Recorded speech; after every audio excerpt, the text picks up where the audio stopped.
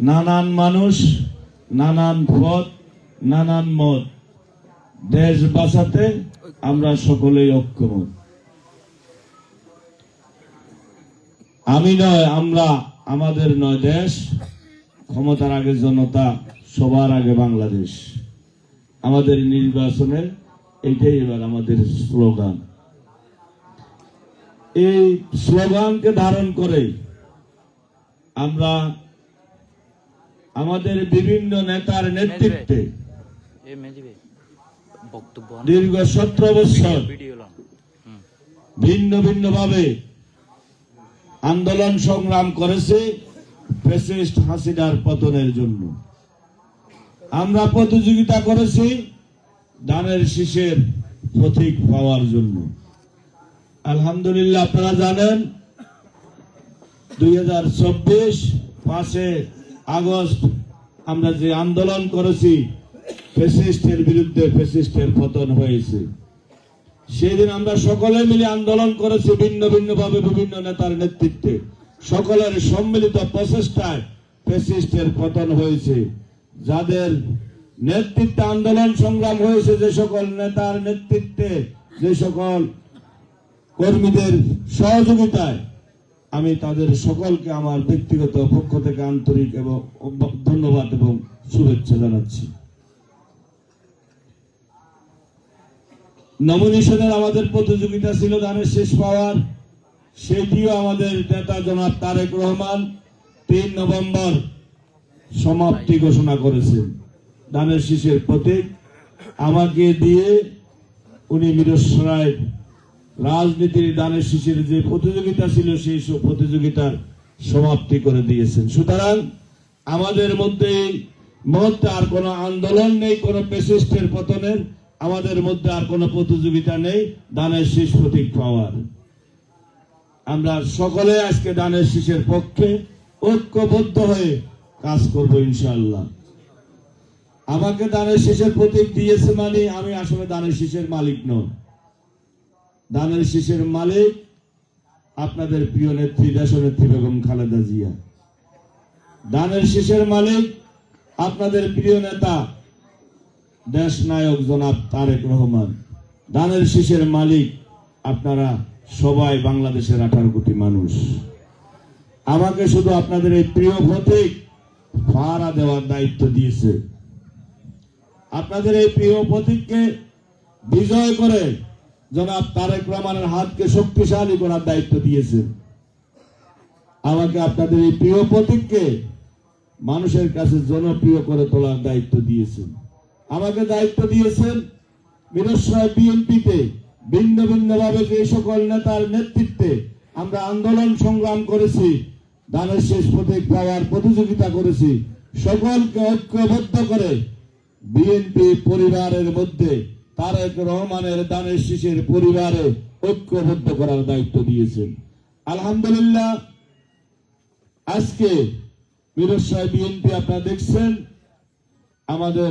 আপনাদের সকলের প্রিয় নেতা জনাব সাইদুল ইসলাম চৌধুরীর নেতৃত্বে আমাদের যেই ঐক্যবদ্ধ হওয়ার ঘাটতি ছিল সেটা অনেকখানি আজকে আমরা সফল হয়েছি, ঐক্যবদ্ধ হয়েছি।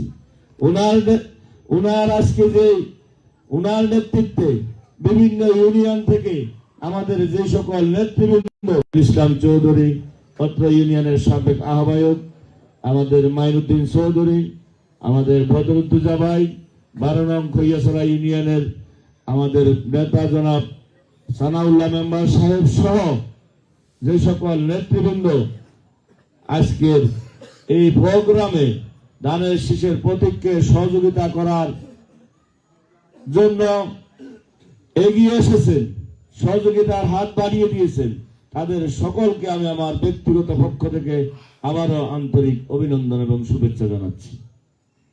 আমাদের মধ্যে আর কোনো দ্বন্দ্ব নেই, বিভেদ নেই। ধানের শীষের কারণে, এই প্রতিযোগিতার কারণে আমরা অনেক সময় নিজেদের মধ্যে কথা কাটাকাটি হয়েছে, একটু নিজেদের মধ্যে ভুল বুঝাবুঝি হয়েছে, মান অভিমান হয়েছে, ধাক্কাধাক্কি হয়েছে, শুধু এই প্রতীকের প্রতিযোগিতা করতে গিয়ে। আমাদের ব্যক্তিগত কারো সাথে কারো দ্বন্দ্ব ছিল না।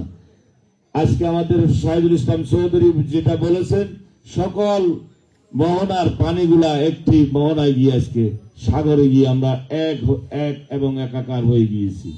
আমাদের মধ্যে আর কোনো বিভেদ নেই। আমরা আমাদের নেত্রীর, যে নেত্রীর জন্য আমরা আজকে দোয়া মাহফিল এর আয়োজন করেছি, আপনারা জানেন সেই নেত্রীর সম্পর্কে অল্প সময়ের মধ্যে কথা বলে শেষ করা যাবে না। যিনি এই গণতন্ত্রের বাগান সৃষ্টি করেছেন, সেই গণতন্ত্রের বাগানে কিছুদিনের মধ্যে হাজারো ফুল ফুটবে, কিন্তু আমাদের নেত্রী দেখবেন না।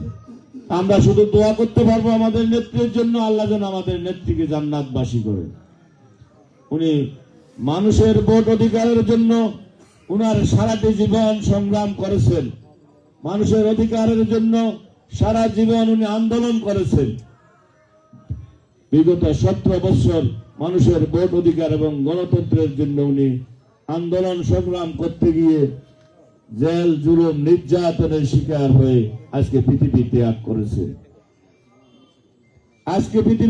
করেছে। কিন্তু আমাদের ভোট অধিকার আমরা পেয়েছি। কিছুদিনের মধ্যে আমাদের ভোট অধিকার প্রয়োগ করতে পারবো, কিন্তু আমাদের নেত্রী আর দেখবেন না সেই উনার বাগান, উনার সেই বাগানে ফুল ফুটতেছে উনি দেখবেন না। আমরা এটাই আমাদের আফসোস থাকবে, আমাদের দুঃখ থাকবে।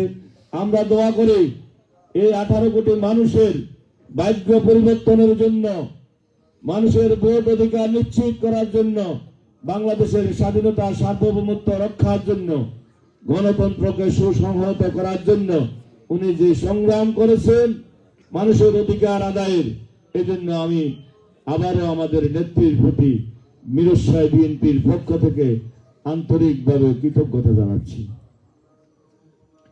আজকের এই সমাবেশে আমরা আমাদের নেত্রীর দোয়া, আমাদের নেত্রীর জন্য আমাদের যে আবেগ, সে আবেগ, যে দোয়া আমাদের সফল হবে তখন যখন উনার রেখে যাওয়া এই দলকে আমরা ঐক্যবদ্ধ করতে পারবো। আমরা সফল হব তখন যখন আমাদের প্রিয় নেত্রীর রেখে যাওয়া এই দানের শীষের প্রতীককে জয়যুক্ত করতে পারবো। আমরা আমাদের নেত্রীর আত্মা শান্তি পাবে যখন আমরা দানের শীষের পক্ষে সকলে কাজ করে দানের শীষকে জয়যুক্ত করতে পারবো। এই কাজগুলো আমাদেরকে যদি করি, তাহলে প্রকৃতপক্ষে আমরা আমাদের নেত্রীর জন্য আমাদের দোয়া, ভালোবাসা, আবেগের জায়গাটা আমরা আদায় করতে পারবো। আমাদের এই নেত্রীর রেখে যাওয়া যে আদর্শ, সে আদর্শ যদি আমরা বাস্তবায়ন করতে পারি, তাহলে মাত্র আমাদের নেত্রী শান্তি পাবে। আমাদের নেতা শহীদ রাষ্ট্রপতি জিয়াউর রহমানের রেখে যাওয়া আদর্শ আমরা যদি ধারণ করতে পারি, তাহলে কেবল আমাদের নেতা শহীদ রাষ্ট্রপতি জিয়াউর রহমানের আত্মা শান্তি পাবে। ওনাদের রেখে যাওয়া যে কর্মসূচি, যে আদর্শ, সে আদর্শগুলো আমাদেরকে মেনে যদি চলতে পারি, আমাদের দল উপকৃত হবে, আমাদের প্রতীক জনপ্রিয় হবে। ওনার রেখে যাওয়া আদর্শ বলতে আমি বুঝি, ওনার রেখে যাওয়া আদর্শ, ওনার রেখে যাওয়া আদর্শ বলতে আমি বুঝি শ্রদ্ধা, সম্মান, ভালোবাসার রাজনীতি। ওনার রেখে যাওয়া আদর্শ বলতে আমরা বুঝি মানবতার রাজনীতি। আমরা ওনার রেখে যাওয়া আদর্শ বলতে বুঝি সততার রাজনীতি। ওনার রেখে যাওয়া আদর্শ বলতে বুঝি দুর্নীতি, দুঃশাসনের বিরুদ্ধে নিজেদের অবস্থান সৃষ্টি করা, দলের অবস্থান সৃষ্টি করা। আমরা এই কাজগুলো যদি করতে পারি, তাহলে আমাদের নেত্রী, আমাদের নেতা শহীদ রাষ্ট্রপতি জিয়াউর রহমানের আত্মা শান্তি পাবে। সেই শ্রদ্ধা, সম্মান, ভালোবাসার রাজনীতি বলতে আমরা আমাদের যে সকল মুরব্বীরা আমাদের সামনে আছেন, ওনারা সবাই বিএনপির এক একজন অক্সিজেন, বিএনপির প্রাণ। ওনারা বিএনপিকে ভালোবাসে, ওনারা বিএনপিকে ভোট দিয়ে, বিএনপির কথা বলে, মনে প্রাণে বিএনপিকে ধারণ করে ওনারা আমাদেরকে ক্ষমতায় আনে, ওনারা আমাদেরকে ক্ষমতায় যাওয়ার জন্য ওনাদের মূল্যবান ভোট প্রদান করে। ওনাদের কোনো চাওয়া পাওয়া বিএনপির কাছে নেই, ওনারা কোনো টাকা চায় না বিএনপির কাছে, ওনারা কোনো পদবি চায় না। এই লোকগুলোকে আমাদের যারা সামনের কাতারে থাকি নেতৃবৃন্দ, আমাদের উচিত শ্রদ্ধা করা, সম্মান করা, ভালোবাসা দেওয়া। শ্রদ্ধা সম্মানের প্রথম আমরা যেটা বুঝি মুসলমান হিসেবে একজন মুরব্বী যদি সামনে পড়ে তাকে সালাম দেওয়া, আমরা এই সংস্কৃতিটুকু আমরা ভুলে যাচ্ছি। আমাদের তরুণ যুবক নেতৃবৃন্দ আমরা ক্ষমতার দাপট নিয়ে আমরা আমাদের মনের মধ্যে কমান্ডিং রেখে আমরা আমাদের কাজকর্ম করি, চলাফেরা করি। একজন মুরব্বী সামনে ফুটলে তাকে সালাম দিতে আমাদের কষ্ট হয়, অথচ তাদের ভোটের বিনিময়ে আমরা নেতা হই, অথচ তাদের ভোটের বিনিময়ে আমরা ক্ষমতা উপভোগ করি। আমি বলবো প্রত্যেকটা নেতৃবৃন্দকে আমাদের পরিবর্তন হতে হবে। আমাদের নেতার রেখে যাওয়া যে শ্রদ্ধা, সম্মান, ভালোবাসার রাজনীতি, সেই রাজনীতির চর্চা আমাদেরকে করতে হবে।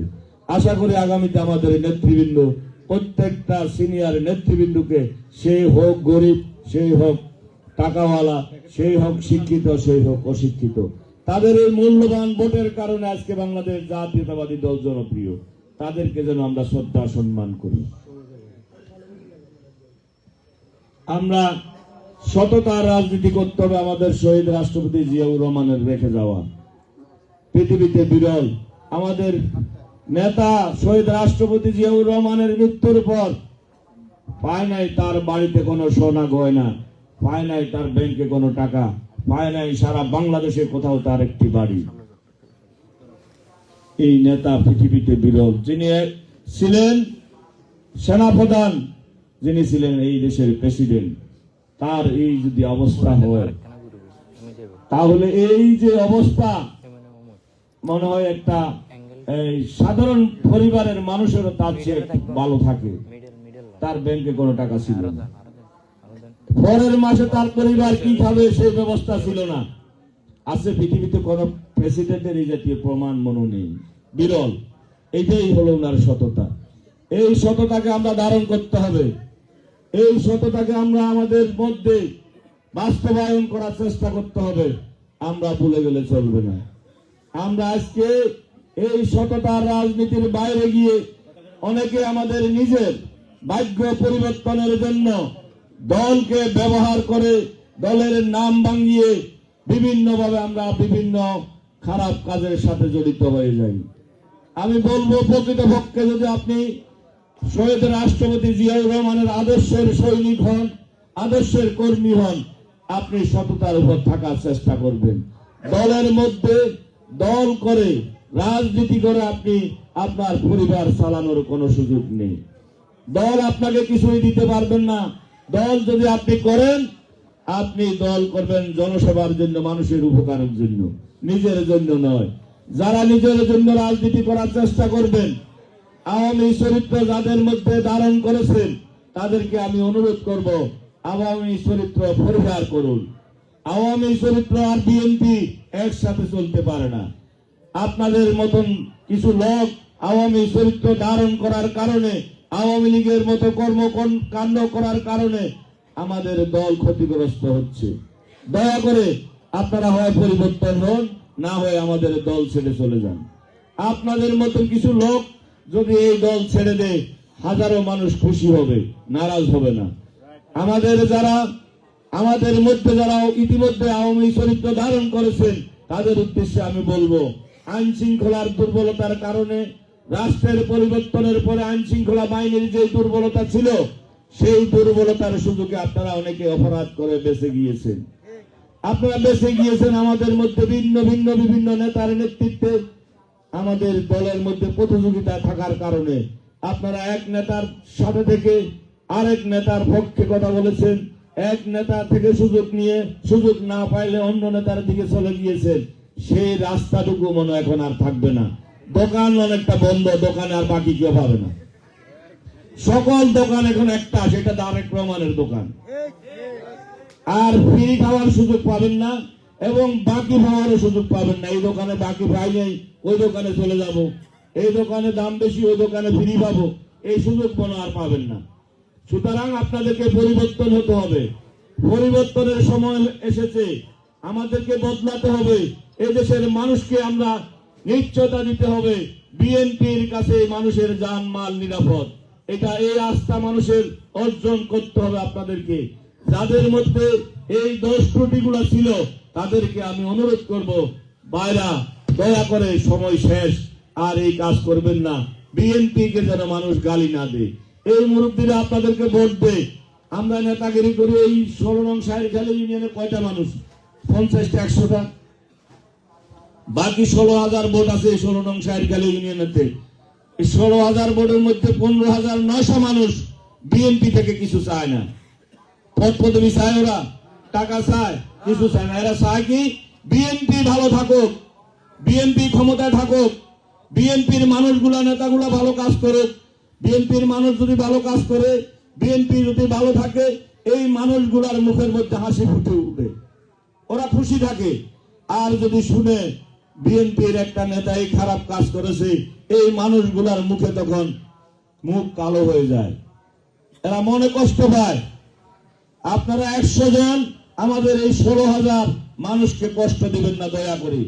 আপনাদের আমরা 2001 সালে দেখেছি, এই জাতীয় 100 জনের কারণে বিএনপি অন্ধকারে চলে গিয়েছিল। আমরা আর অন্ধকারে যেতে চাই না। যাদের কারণে আমাদেরকে আবার অন্ধকারে যেতে হবে, তাদেরকে আমি সাবধান করব, প্রিয় ভাইরা, আপনাদের মধ্যে আমরা পরিবর্তন চাই। আপনারা পরিবর্তন হতে হবে, না হয় আপনারা আপনাদের